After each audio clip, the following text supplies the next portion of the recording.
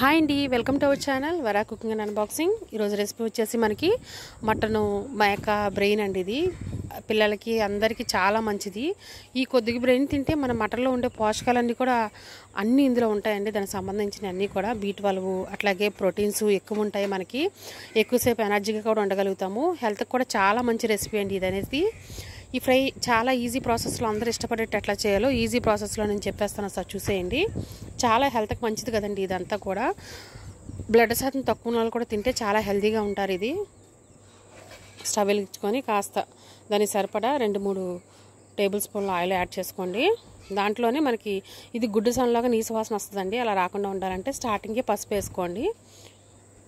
ఆ వేసిన నూనెలోనే కాస్త పసుపు వేసుకోండి. పసుపు కూడా చక్కగా వేగిన తర్వాత మన సాల్ట్ అనేది కూడా యాడ్ చేసేసుకుందాము.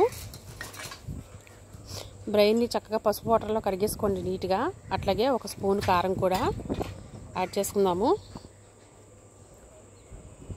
వీటన్నిటిని పచ్చివాసన పోయే వరకు చక్కగా వేపుకుందాము. వేగిన తర్వాత మనం అల్లం వెల్లుల్లి పేస్ట్ చక్క అన్నీ కలిపిన పేస్ట్ 1 స్పూన్ వేసుకోండి. అది కూడా పచ్చివాసన పోయే వరకు మనం చక్కగా వేపేసుకుందాం దాన్ని. అది వేగిన తర్వాత చక్కగా మంచి అరోమా వస్తుంది చూడండి. ఇదంతా కూడా పిల్లలకి పెడుతుంటే వారానికి 2 సార్లు తిన్నా, వారానికి 1 సారి తిన్నా చాలా హెల్తీ అండి ఇది. బ్రెయిన్ చూసారా, దీన్ని మనం చక్కగా కదపకుండా అట్లాగా వేసేసుకుందాం అందులోని.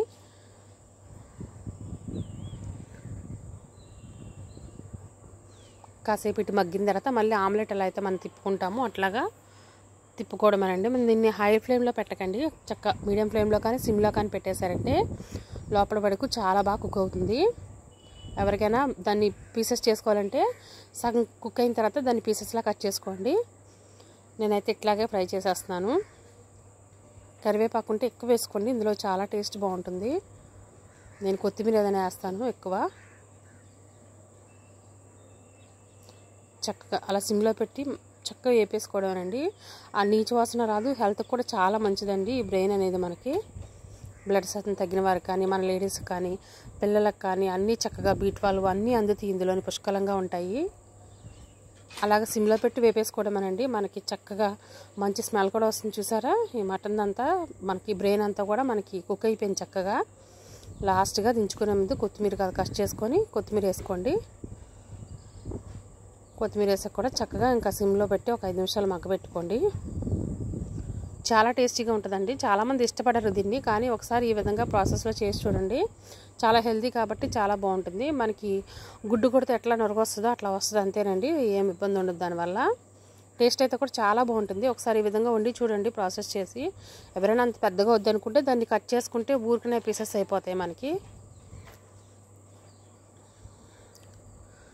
ఇంకేమైనా ఎక్స్టర్నల్ పుదీనా కానీ ఏమైనా యాడ్ చేసుకుంటారంటే ఈ స్టేజ్లో యాడ్ చేసుకోండి, అంతేనండి. ఫైనల్గా మనకి ఇది మటన్ మేక బ్రెయిన్ అనేది మనకి ప్రిపేర్ అయిపోయింది. ఒక బౌల్లో తీసేసుకుందాము.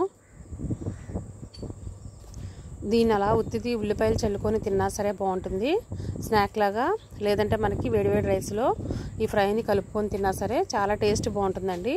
ఈ ఆయిల్తో కూడా మసాలాతో కూడా చక్కగా వేసుకుంటుంది. హెల్దీ రెసిపీ, ఆరోగ్యం కూడా. ఇంకా మరిన్ని వీడియోస్ మన ఛానల్లో ఉన్నాయి, మనం ఒకసారి చూసేసేయండి. హెల్త్కి మంచి ఉండే కుకింగ్ వీడియోస్ ఉన్నాయి. అలాగే మనకి అన్నిటిలోకి ఉపయోగపడే రీజనబుల్ ప్రొడక్ట్స్ తీసుకొస్తున్నానండి నేను. అవి కూడా ఒకసారి మన ఛానల్లో చూసేయండి. మంచి మంచి ప్రొడక్ట్స్ ఇంటికి ఉపయోగపడే అన్నీ తెస్తున్నాను. మన ఛానల్ నచ్చితే కనుక లైక్ చేయండి, షేర్ చేయండి, సబ్స్క్రైబ్ చేయండి. నోటిఫికేషన్ కోసం బెల్ ఐకాన్ ఆన్లో పెట్టుకోండి.